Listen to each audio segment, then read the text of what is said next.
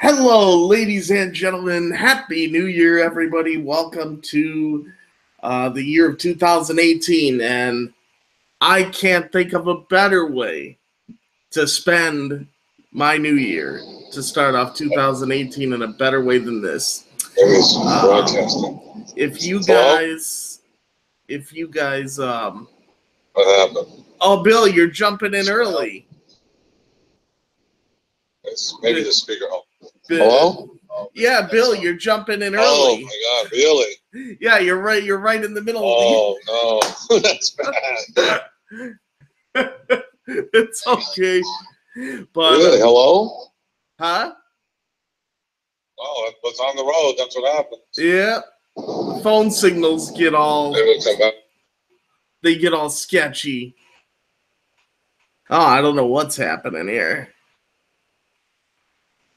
Hold on. Now he got cut off. Let me see. I gotta get him back. Hold on. Bill, He hit it back itself. it ended by itself, huh? Just all of a sudden, that was it. Well, let me tell you, this is the first time that ever happened in the middle of an intro where I had to call somebody back, but that's okay. Well, on the road, live video, live radio, whatever. That's the kind of thing that happens. Yep, especially when you're going through all kinds of areas, you know? We're like in a major swamp land right now. I mean, there's nothing around here. Ah, okay. Well, as I was telling the audience in the middle of the introduction, I can't think of a better way to spend my New Year's and start off the year of 2018 with episode 8 of Wrestling Road Stories. And, of course, as you guys already know, I got professional wrestling international photographer, Mr. Bill Otten, here with me, of course, on the road. And, Bill, I know you're on the road. You're headed to Miami. I know we've been name dropping Irish Jack on the show for months. And you were talking about possibly on New Year's and getting him on. So what do we got as far as the Irish Jack situation? I'm getting full bars now, though. Yeah. So you should be starting to get something soon. Hello? Yep. Can you hear me? Oh, yeah. It might be the speaker that's doing this, too. Sorry about that. We're having technical difficulties on our end. Sorry. That's okay. You know what? I've had them on my end during a live show, too. So don't worry about it. Anyway, just to get right to it until we get knocked off again, we're finally getting into a little bit of civilization. I actually see lampposts, so maybe there's some electricity around here. I'm going out to Miami for the first Monday Night Raw. Mm-hmm. Lampposts, so maybe. Oh, maybe this. hold on there. Sorry about that. All right. See, now I had a technical issue. All right. Sorry about that. Good to go. And then we're gonna see what if anything's new for 2018 with Raw. I'm not sure. Who knows? We'll see. Anyway, what I want to do is turn this thing over to a guy I've got with me. We hang out sometimes at the wrestling. He's my favorite wrestler, who's an indie guy, Irish Jack, as you said. The whole wrestling, if people who want to get into pro wrestling, to be training or to work the indies and then try to get into WWE, he's there. He's doing that. He's still doing it. He's still trying. But he's one of my favorite guys as far as the indie. I mean, this guy's it up. I really think he'd make a good interview and very educational for your audience. Well, Bill, I got to tell you, you're springing a good surprise for me on here for New Year's. Like I was telling everybody when we got disconnected the first time, you know, we were talking about Irish Jack last night, possibly coming on today. And I asked you the question. I'm like, so what's the story with Mr. Irish Jack? And that's when your phone cut out. So, We're getting into a little bit better West Palm Beach area soon, you know. nice. Well, I hope that you guys have fun at Raw, and I gotta tell you, Bill, thank you very much for getting me in touch with Mr. Irish Jack. He's here. He can't get away. He's locked in the car, and I'm not stopping. So, Yeah. yeah, the child safety lock is on, and the windows don't even go down. So, yeah, he can't get down. So we got him trapped now. Yeah, now he's stuck with us. He's So stuck I'm going with to us. give this show to him, and me and you will go on to another travel story on another day. Sounds like a plan, Bill. Thank you. I'm on speakerphone. I don't know if it's good enough where you are, but this is a noisy car. So I'm not sure if you want me to put on regular phone or what. It would probably come across a little bit better if you did put on regular phone, because I hear the audio kind of dropping in and out, from section to section. I'll do that, and I'm going to give you over to him right now. Okay, perfect. Thank you very much. Thank you. All right. Just regular? Okay. Yeah, right. Hey, how you doing today? Hey, Irish Jack, how's it going? Doing good. On the road right now to Miami. Oh, it's got to be beautiful out there. Oh yeah, no traffic right now. So there's a little traffic in Orlando, but right now it's pretty good.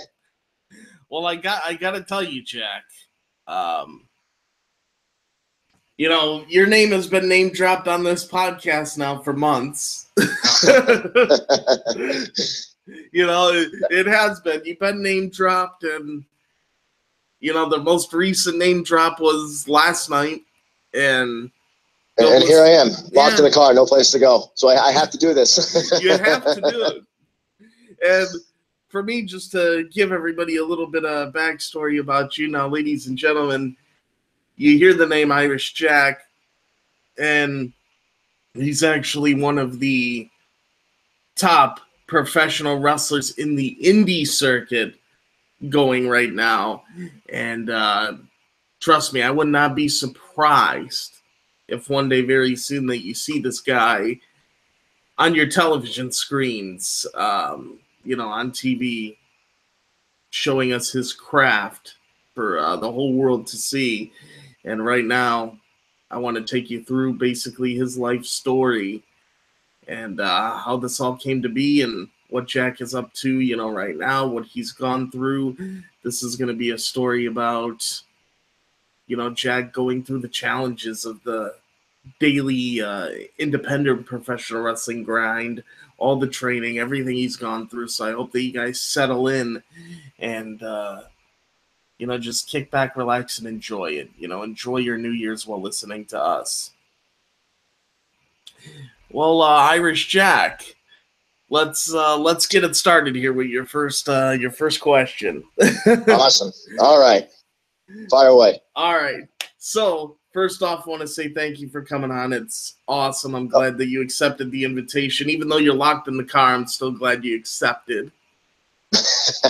Well, thank you for having me. I appreciate it. You're welcome.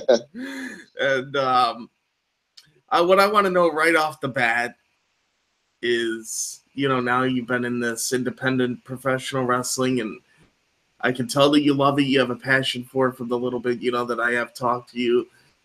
What was how did you first start off? When did you first discover professional wrestling? And sorry. And when you first discovered it, what was your first reaction? Did it get you into it right away? Oh man, I got to be into this business, or this is cool. It's something I got to warm up to. What were your initial reactions on your first glimpse of the pro wrestling business? Well, I mean, I've always known about, the WWF and all that, watching it when I was never watched it when I was a kid. I was always playing sports, I was always outside. But you still knew who Hulk Hogan was, Yokozuna, Undertaker, these larger than life guys. And, Macho Man Randy Savage, because they're always exposed, other than wrestling, they're doing commercials, they're on TV shows or movies. But I never really sunk my teeth into it. You know, I don't come from a wrestling background, but when I was 14 years old, you know, all my friends were talking about this guy called Stone Cold Steve Austin, and that he's a badass. I'm like, yeah, okay, whatever. They're like, no, John, you gotta watch this. I'm like, all right, well, what's so big about it? He goes, oh, he flips the bird and he drinks beer. So a 14-year-old, that's pretty cool. So I'm like, all right, you know, I'll watch it. And I was instantly hooked. I got SummerSlam that year. I think it was 1998, the Highway to Hell pay-per-view. That's when Stone Cold went against Undertaker. Val Venus opened up against D'Lo Brown. You had the Intercontinental Championship ladder match between The Rock and Triple H. And from that day forth, man, I was hooked as a fan. I didn't want to be a wrestler for quite some time after that, but it was awesome. And I would watch it religiously every single, you know, Monday night from that day forth. And you know what? That was a stacked card. Honestly, one of the greatest SummerSlams of all time. I mean, to you know, get yourself into the product, that was the time. Because in my opinion, I think 97 and 98 were like the two best SummerSlams that they had in their history. Yeah. And the cool thing too is that's why I was also not, you know, introduced to wrestling around that time, but I was also introduced to AC/DC. Because they opened, they did the that was a Highway to Hell song. I'm like, who are these guys? You know, AC/DC. Like, all right, they're awesome.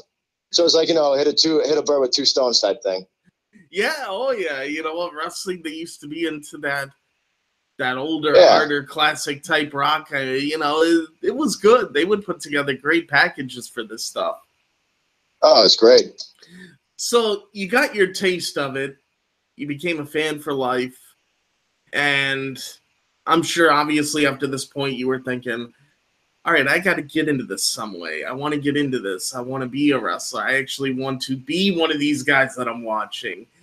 And my next question to you is going to be, when you first started having those thoughts, which I'm sure was shortly after, you know, you first started watching. I'm sure you can correct me if I'm wrong, but I'm sure that's how it went. And then when you decided that you're going to do this, how did you go about to get out there and try to find places to train and, you know, to take your first steps to becoming a professional wrestler? First steps, I mean, I started wanting to do it when I was 16. But like my whole family, I didn't have the backing of my family. Because, you know, most of my family, for the most part, you know, they work with like, you know, secret agents for the government, either NCIS, DEA, and I was expected to go down that, you know, line of work. So, you know, for a 16-year-old kid to sit at the dinner table and tell his mom and dad that he wants to be a professional wrestler, it didn't work out so well. So, I mean, you know, it's just, you know, I got heat from them, and, you know, I mean, my parents don't get me wrong, you know, they're great parents. They just, you know, they're like, hey, what we do wrong with our son? You know, why does he want to do this? You know, because they didn't understand the business. So, you know, I kept it secret for about 2 more years, and I came out and said I want to be a wrestler again when I was 18. And they're like, just you know, finish your education first, because I went to Keene State College. Like, you know, just finish your degree and then, you know, do what you got to do. Just get it out of your system. So now, mind you, I never saw like an actual wrestling show live yet. And I think it was either 20 or 21. It was after WrestleMania 20. I saw my first live event, you know, a house show. It wasn't Raw or SmackDown. It was a house show, non-televised event. And, you know, it was at the Hampton Ballroom Casino in Hampton Beach, New Hampshire. And that was my first time I was exposed to it live. And I was just taken aback by it. And that day, definitely forth, I wanted to be a professional wrestler. I remember, you know, seeing the reaction to people's faces. And what really, really hit home for me, and this is God honest truth, there's actually a kid there. He's probably about maybe 14 years old. He was a special needs child. And Rey Mysterio walks right by him. And he points at the kid and goes, hey, man, how you doing? And the biggest smile came across this kid's face. And that's when I realized that, you know, these WWE superstars, they, you know, it's more than just wrestling. It's a product. It's you know, you spread good, you know, around the world in your, you know, role model, you know, and, you know, it was really encouraging to see that. And that's when I decided that's what I want to do for the rest of my life. So after that show, I was just real adamant and big on meeting John Cena. He won the United States Championship that past year against Big Show at the WrestleMania, and I was starstruck. I saw him, and I just want to ask him about professional wrestling schools. And I'm in line, outside the building. All the whole crowd's gathering, and I was scared to meet him all of a sudden. And I was with my brother, and my brother's just like, just meet him already. And he pushes me in the back, and I jump across the line. I'm like, hey, John, how you doing? And we shook hands, and I asked him about the what do I got to do to get here? And I'm like, do I do calisthenics? Do I need to do weight training? He goes, nah, man, don't worry about that. He's like, just bring your head with you. And he points at his mind, saying, you bring this, and you'll be okay. And just after meeting him, I'm like, this is what I got to do. And rest is history. You know what? That's something, to get advice from John Cena, and him telling you, just do this. Oh yeah, just bring your head with you. Mm-hmm. Actually, it's funny too, because down the line, his father actually managed one of my matches for a promotion here, SCW here in Florida. So that's kind of cool. How that all worked out. Oh, that's very cool. Mm-hmm.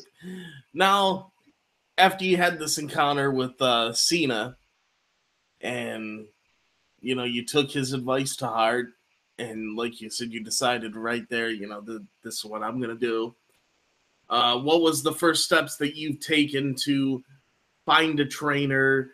And then once you found a trainer and you got going on this, I've heard various stories from many different wrestlers in the business, how the training was and what they had to go through, and how some of it was the hardest thing that they had to go through, before even, getting their first match. So if you could elaborate on the whole story of how you went out and found a trainer, who trained you, and what were some of the things that you had to go through to earn your stripes before you got your first match. Yeah. Well, I wanted to follow John Cena's footsteps and go to UPW at the time. I believe it's called Ultimate Professional Wrestling, run by a guy called Rick Bassman out in El Segundo, California.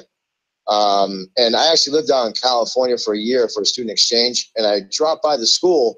And then, I checked out the school, and, I was done with my California trip, moved back to New Hampshire where I grew up and finished school there.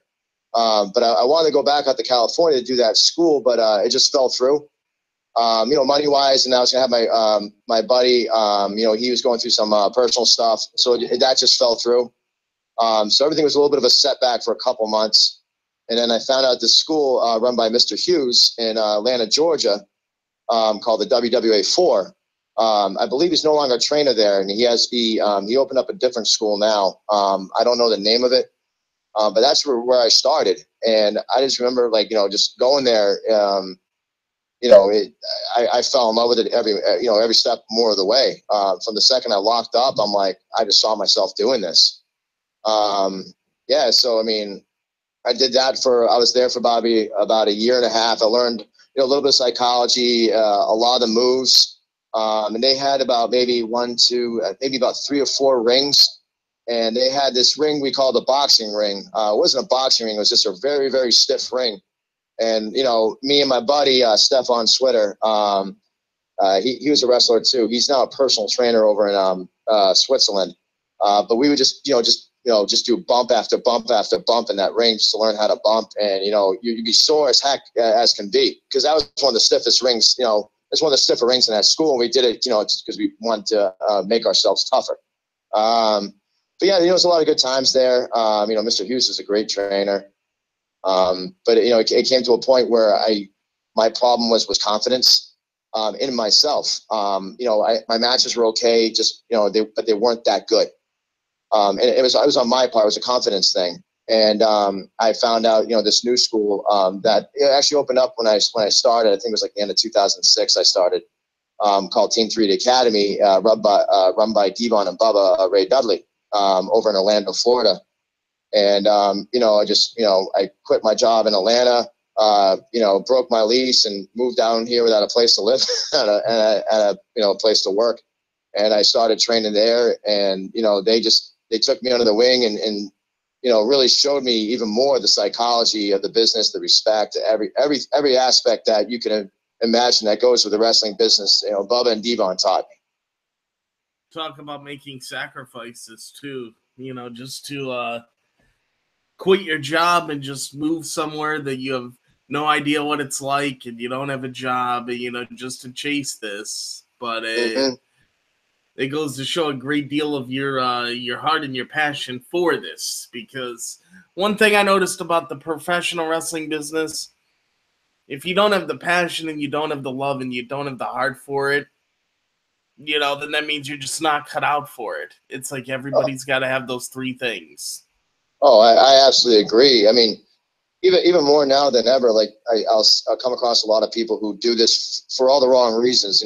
They want the fame and the fortune, the money, to be that guy walking down the street, which I understand. But I tell people, if you're in this for the money, don't be. You gotta be in this for your heart, because I mean, there's a million and one ways to make money in this world.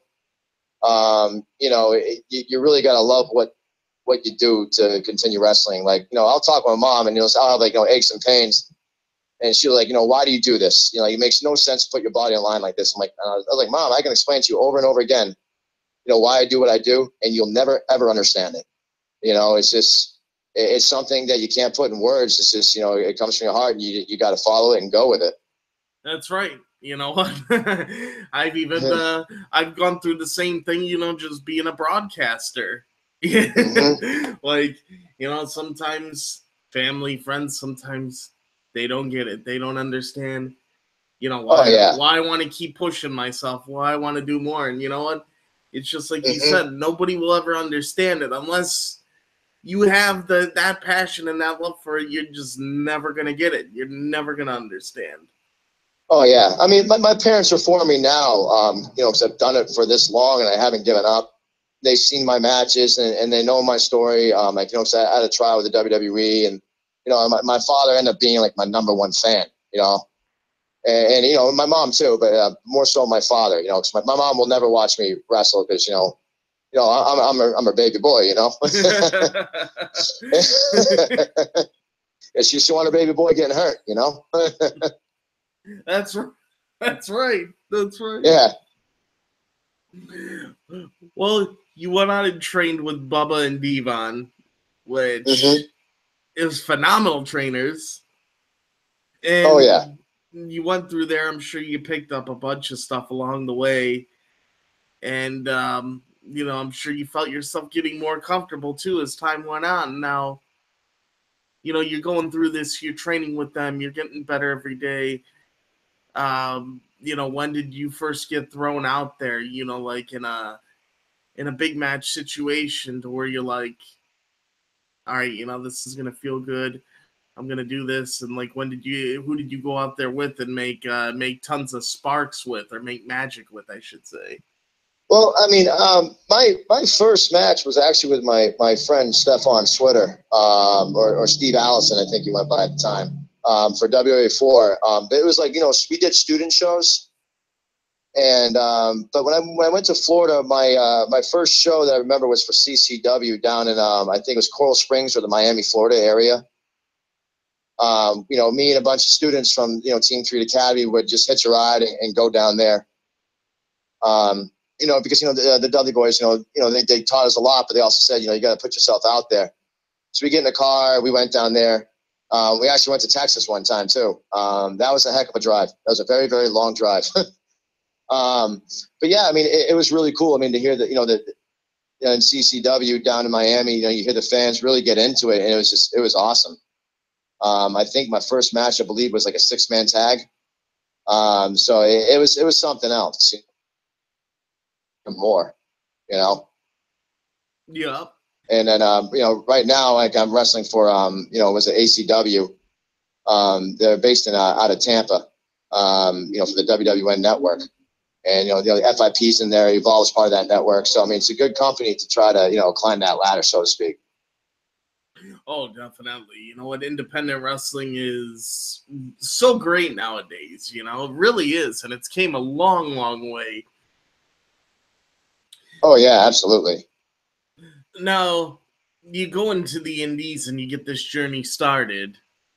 Can you talk to us about some of the I want to word this the right way, like a lot of the challenges that you've had to go through in the indies to try to make it, you know, to your ultimate goal of where you want to be? Because, you know, a lot of people, I know there's a lot of people out there that probably think, oh, you know, I could go to a wrestling school, I could go here and there, and then boom, you know, I'll be in the big time. And I don't know exactly how long you've been in the indies, but if you could just tell us, and, you know, maybe even people are listening that want to get in this line of work, if you could even tell them and kind of educate them on what the indies is actually like when you get there.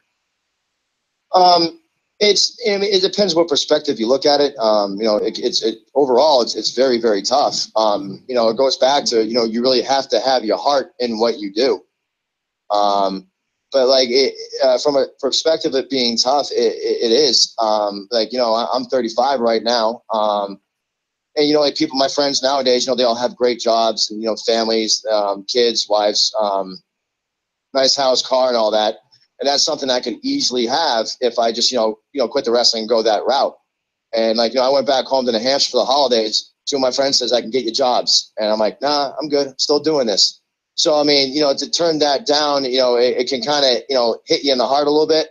But, you know, for me, it doesn't bother me at all because I really have a passion for what I do. It's a lot of sacrifice. Like, you have to be willing, you know, to understand that, you know, if you were to make it, say, in the WWE, you're on the road, 200, 250 days, 300 days a year.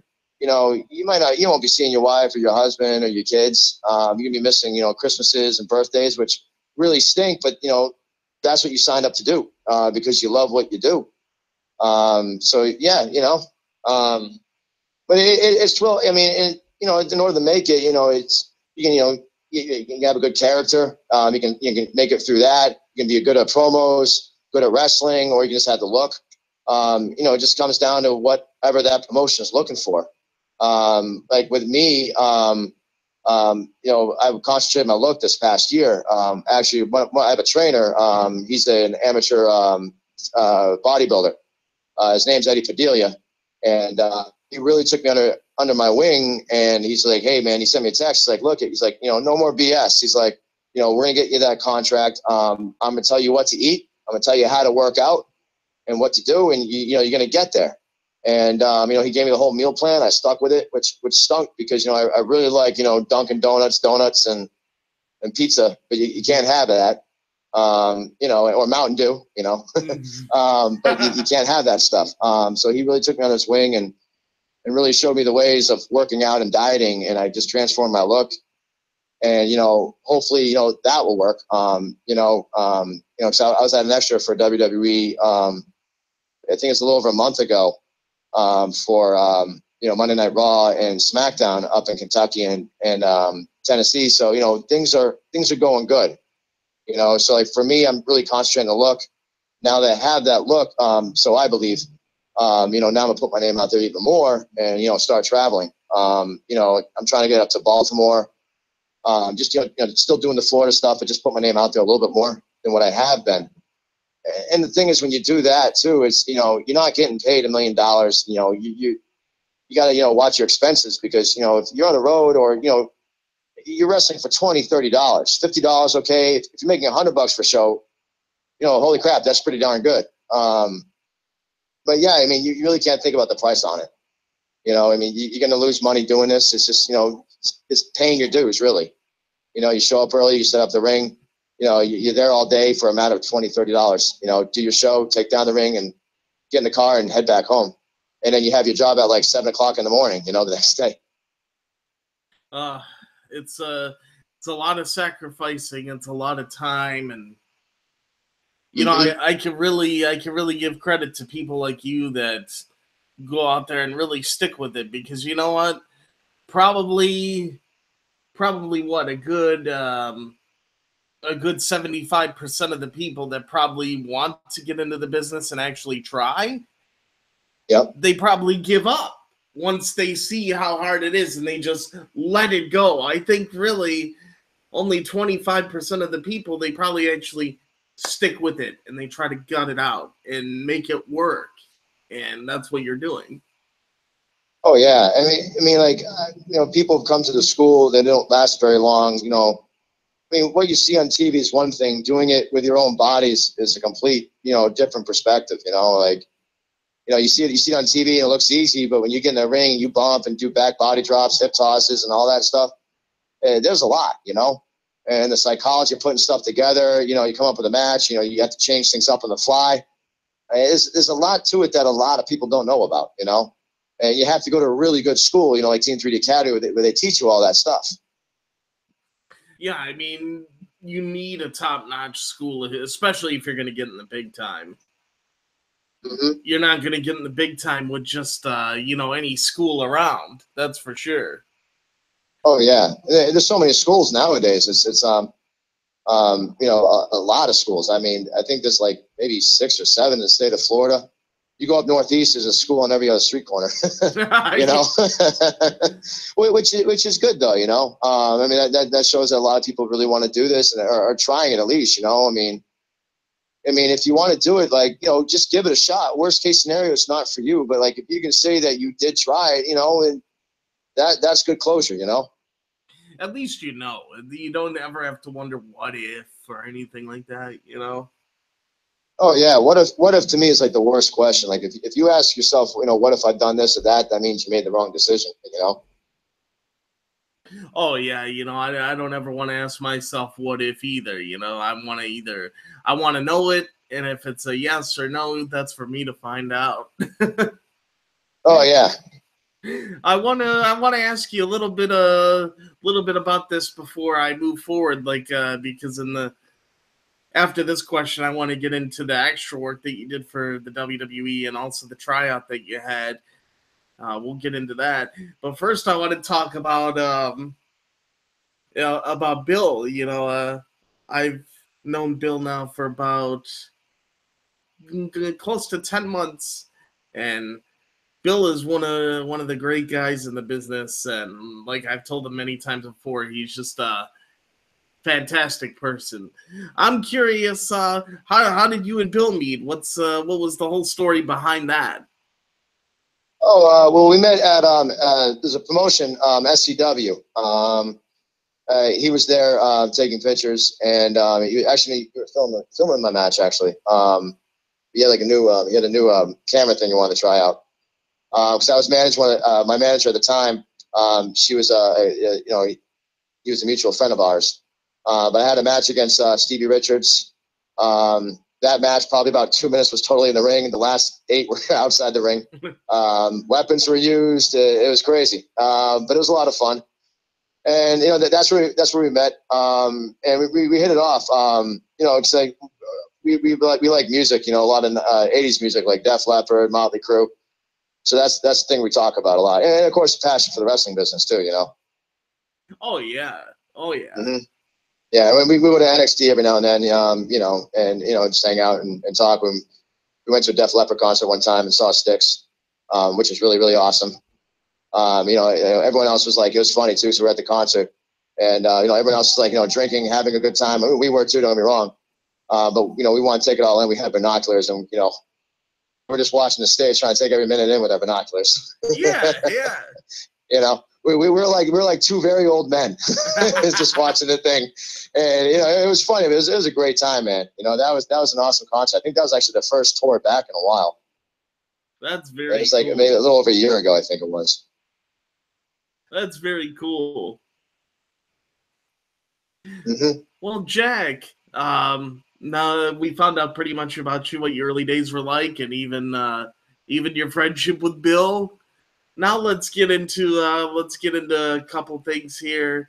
First off, you mentioned that you did some extra work in WWE. Would you be able to discuss what you did, or like what matches or what segments you were a part of? Well, I mean, when I was trying to go after WWE for a long time, maybe about 6 years. It was interesting how it happened too. I never really went after WWE before, and the girl I was dating at the time, she, in a way, I look back on it now, she kind of challenged me. She's like, you say you want to be there, but you do nothing to try to get there. You say you're not ready enough. Your resume is not built enough. You don't have enough matches. You don't have enough good matches. She's like, just put yourself out there. So I did that. We broke up. When we broke up, as like kind of a challenge to me, like, hey, I'm gonna try this. So I went after the wrestling thing. When NXT first really started, when they first started coming around at Full Sail, I would show up there in a suit and tie with my resume. And I would wait out there, I think one time I waited out there for just, I think, up to 10 hours. And I got into the show. I handed somebody my resume and said, what do I got to do to get here and so forth. And then I don't know how much longer it was after that. I ended up getting a phone call. And apparently I was the first extra that was ever used for NXT. I didn't have a match or anything like that, but I was just backstage. And then I was used again a long time, maybe about a couple of years, a year after that. I had a match against the Ascensions, a tag match. And then, after that, my next call was for Enzo Amore and Big Cass. I had a tag match against them. And then, I got called to do that, the tryout over at the WWE Performance Center, which was one heck of an experience that I will never forget. What's it like going through that Performance Center? It's got to be state of the art, everything they got going on over there. Oh, it's an amazing facility. It was a 3-day tryout, and they really they really test your spirit, they test your body, they test your mind. It's literally by far, hands down, probably not one of the hardest thing I've ever done. And it was harder for me too. Because you do a bunch of drills and, you go from one ring, do the drill, go to the next ring and do the drill. But with me, I just got over strep. Like, I never had strep throat since I was a little kid. And out of all days, I got it like that week prior for my tryout. And my strength and conditioning coach at Team 3 Academy was like, hey, just send an email and say, cancel the tryout, do the next trial. I'm like, no, Dan, I'm okay. I'm still going to do this. So like my last medication I took was like the day before the tryout. I was fine though, but you get winded real easily. Oh yeah. Yeah, but you do a lot of drills last day. We all did promos.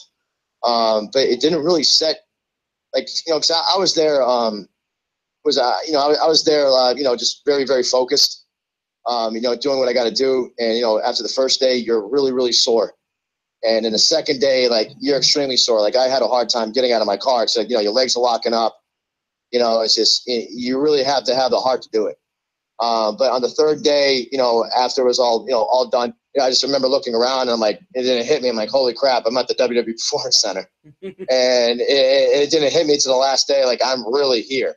I mean, I knew I was there, but it sunk in. It was a very surreal moment, like, all that work just to get there. There are people that tryout where it only took them about maybe, they're professional athletes, they fill out an application and they get there. It took me like 9 years to get there.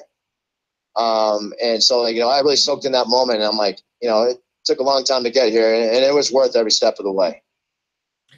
And you know what, just to hear that, that's awesome, because it's the hardest thing, to try to do, especially, when your main goal is aiming for WWE. You're aiming for the top.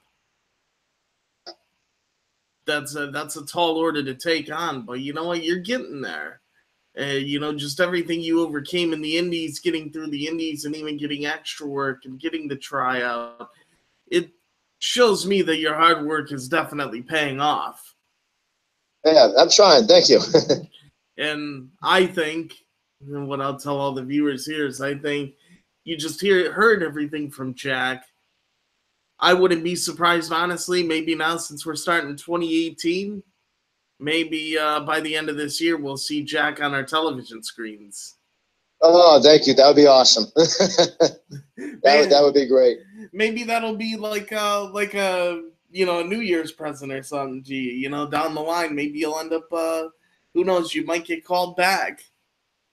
Oh yeah, Yeah, you know, that would be really something else if that happened. You know, that'd be a dream come true.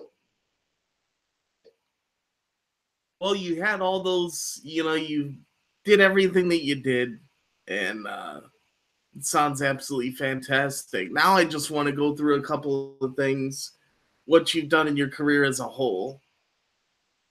This is a little something interesting, that I always ask my guest.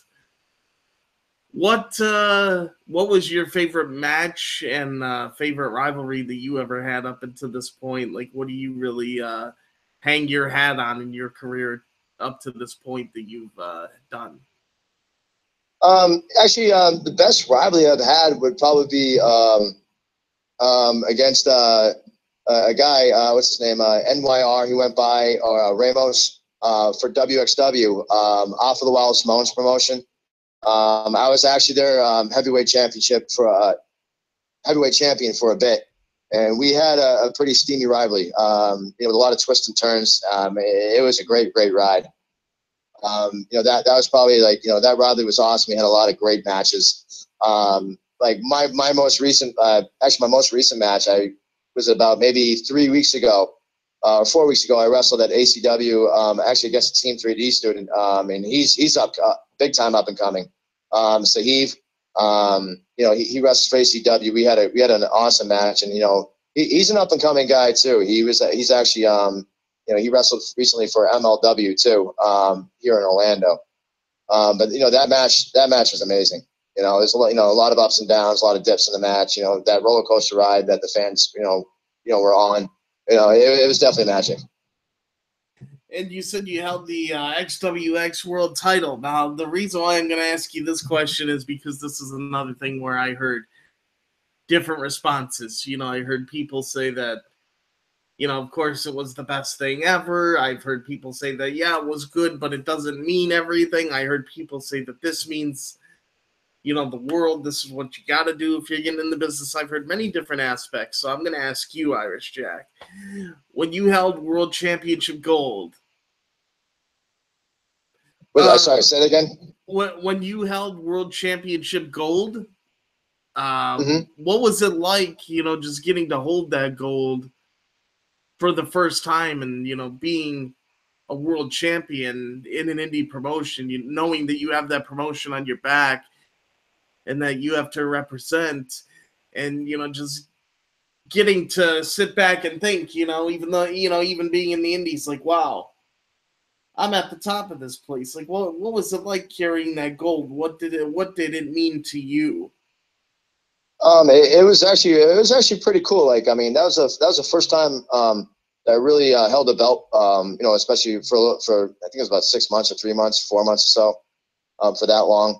So I mean, I never really tasted a championship belt before. So I'm like, my train of thought was like, it's just a belt, whatever. I'm still really good at what I do. It's kind of sour grapes, so to speak. But when I won and I'm backstage, I'm next to the curtain, I had the belt over my shoulder. I'm like, all right, I'm champion. This is kind of cool, It's just like your hard work. There's a payoff to it.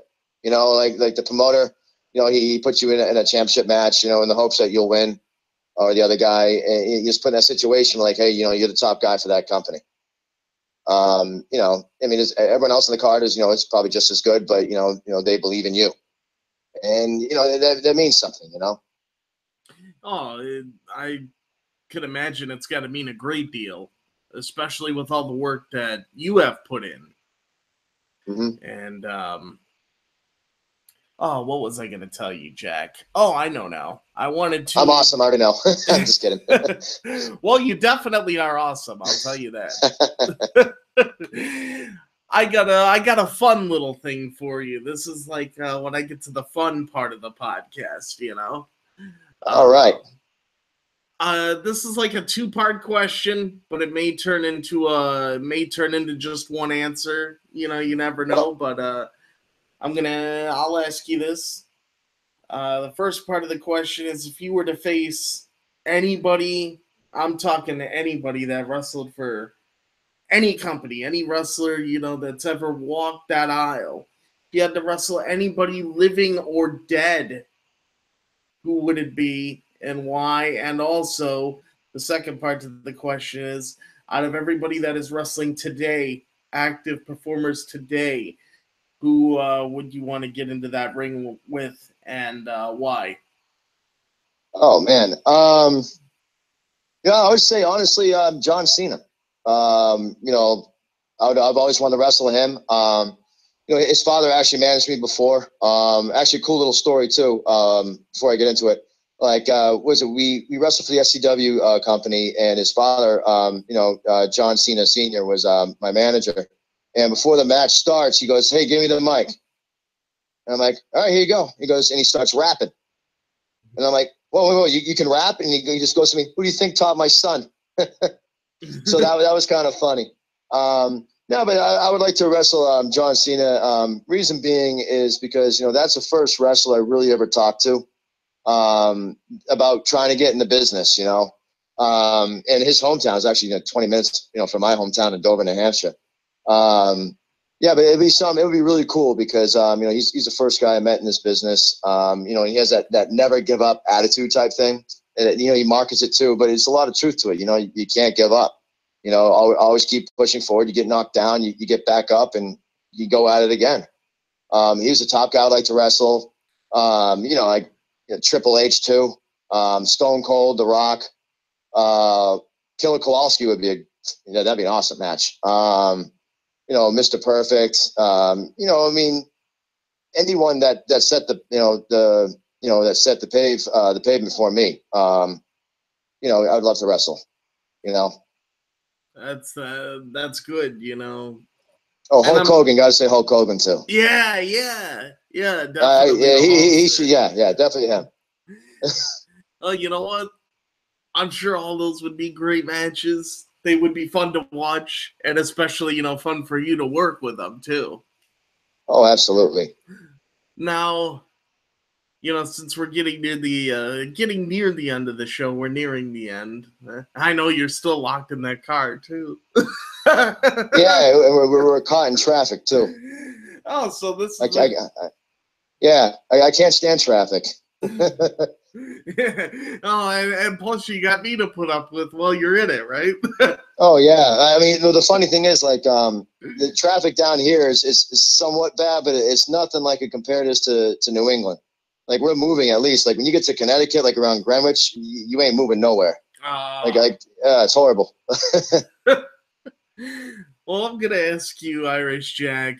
I know you've been through a lot.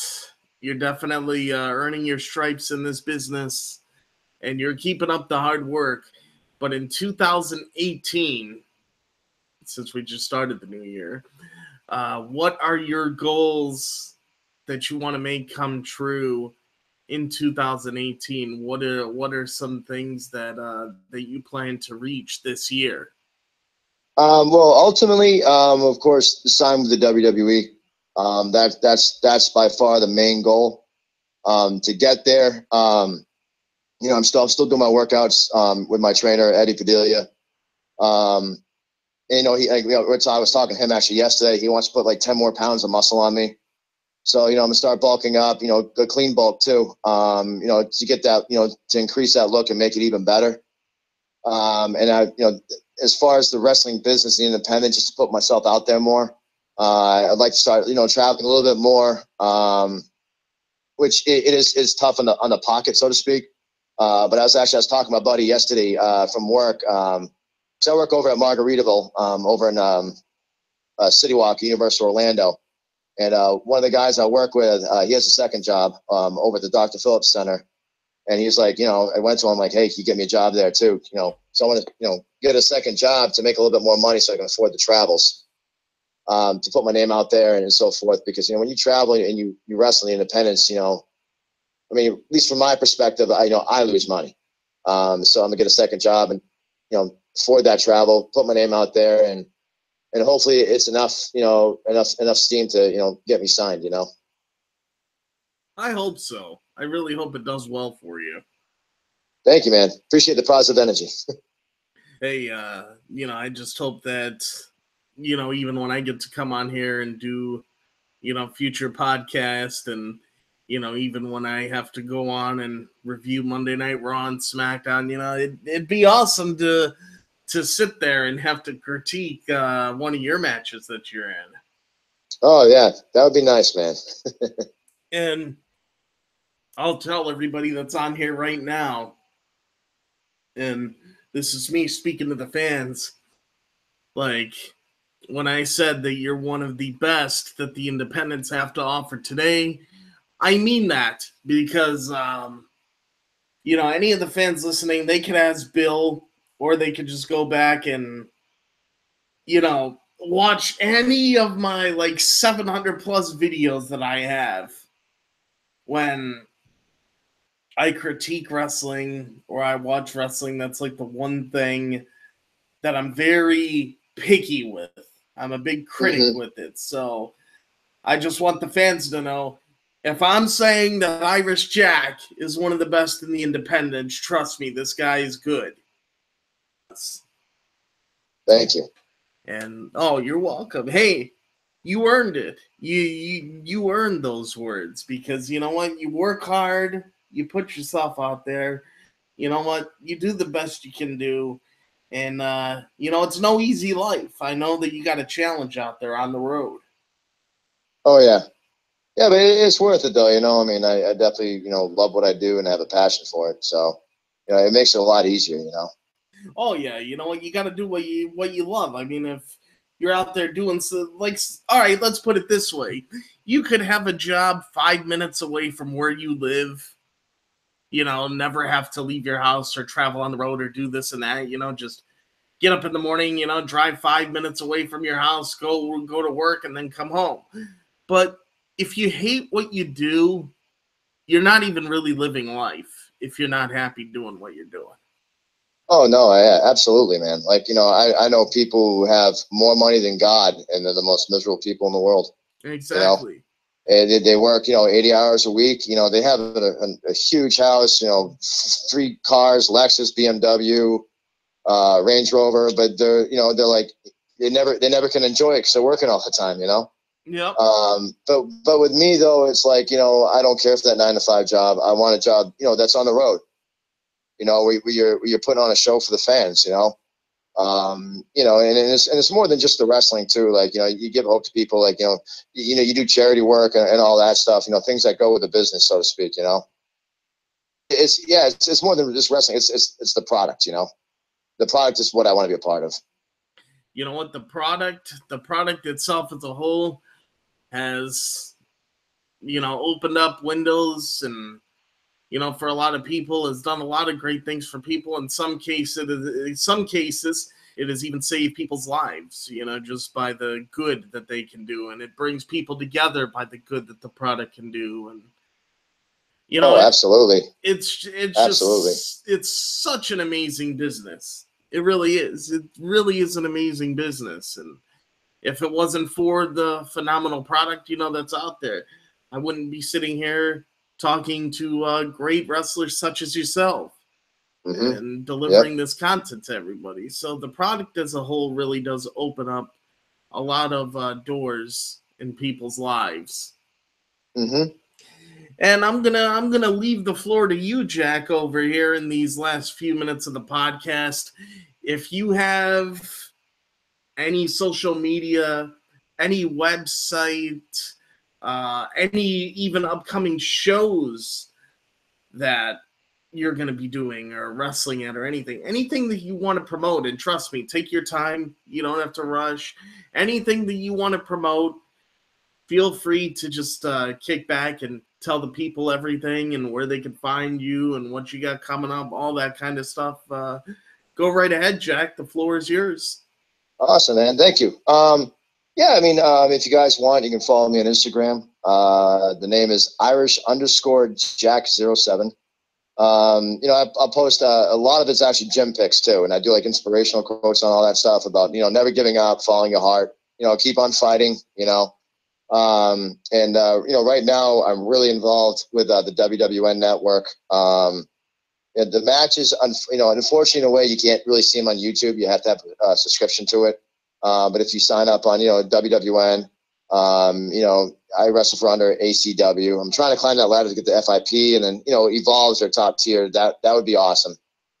But yeah, you can go on WWN and, you know, subscribe to that. My matches are available there. I have some matches on YouTube, but I think some of them might be a little bit older. So yeah, you know, yeah, check it out. Awesome, Jack. And anytime that, you know, you would like to come back on here, you know, for an update on your journey with how you're doing and, you know, things like that, or if you want to come on just to promote, say, a big important event that's coming up that needs to get out there, I'm more than glad to have you back on the show and, you know, promote your stuff and do whatever we got to do. Because like I always tell people that come on this show, you know, I'm not your typical podcasting guy, you know, that schedules someone for one interview and then it's like, all right, goodbye. You know, you're done. You already did your interview, you know, goodbye. We're done here. No, I like to think of, you know, my little community here in this podcast as almost like, you know, a group of friends or, you know, one big family. You know, you come on this, you're part of this, you stay part of this. I don't just, you know, throw you out the door and forget about you, basically, you know, just because you were on the show. So, I mean, anything you need, you know, anything you want to promote, or if you just want to come on and talk about certain things that are going on, I'd be more than happy to have you back if you'd like to. Oh, definitely, man. I appreciate you having me, man. Thank you for keeping that door open. Definitely. Hey, that'd be really, really cool. You're welcome on here anytime. And you know, it's funny, that's how it came to be with Bill. You know, I had him on the show one time. He really enjoyed himself. He wanted me to get him back on, and I got him back on. And then it turned out on the second show that he and I did together, he just asked me right out on the air if I want to make this a regular podcasting thing. And, you know, here we are on this podcast that he asked me to do, the Wrestling Road Stories. Here you're a part of episode 8. Thanks, man. Yeah, I mean, it's definitely a good concept that you guys are doing, man. You know, just keep at it. You know, it's a lot of fun being on the show. It really is. Yeah, I really hope that, you know, you could check it out when you can, because we're always doing something, it seems like, every week. And I hope that you had a great time on here, and it was a great interview. I really enjoyed myself, and I can't thank you enough, Jack, for actually coming on here and, you know, just shooting the breeze with me and telling everybody what you're all about. Thanks, man. You know, thank you for having me. I mean, you know, you're really helping me out too with the exposure and getting my name out there. So, you know, thank you very much. You know. Oh, trust me, you're more than welcome. I mean, anything I can do to help any of the boys in the business, I'd be more than happy to. I'd be more than happy to do that. Yeah, definitely. I'll definitely keep in touch. Yeah, feel free. You know, Bill, he's got all my contact info. So you need anything, you know, you could get it from him. And I'm even saying on the air, I give Bill permission to give my contact info to you. Yeah. So yeah, I mean, it's all right. It's all right.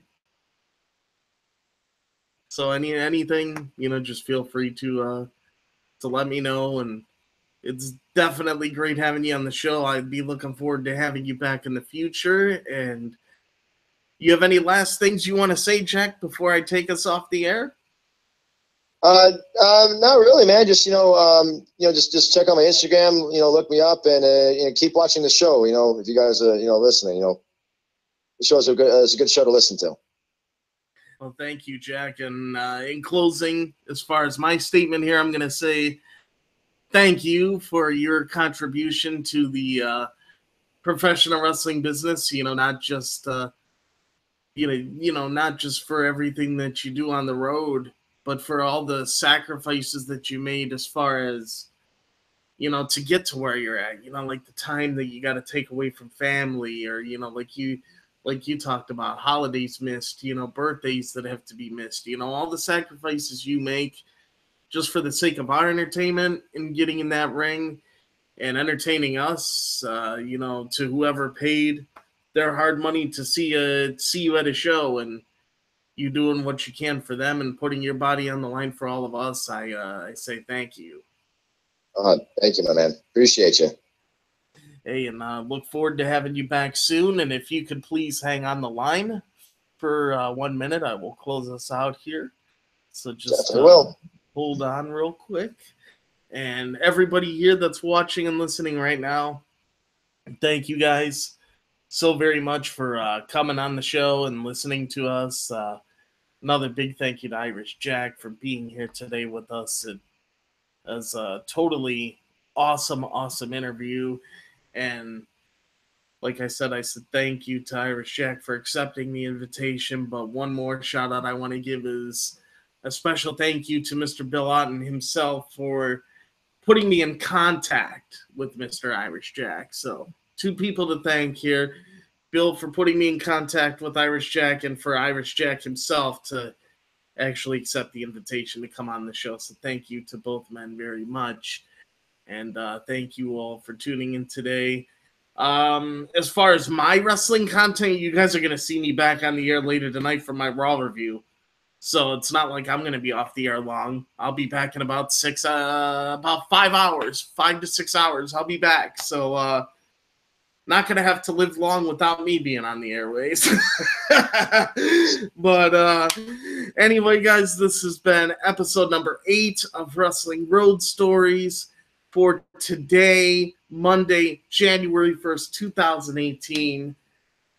And again, thank you to Mr. Bill Otten, and thank you to Mr. Irish Jack.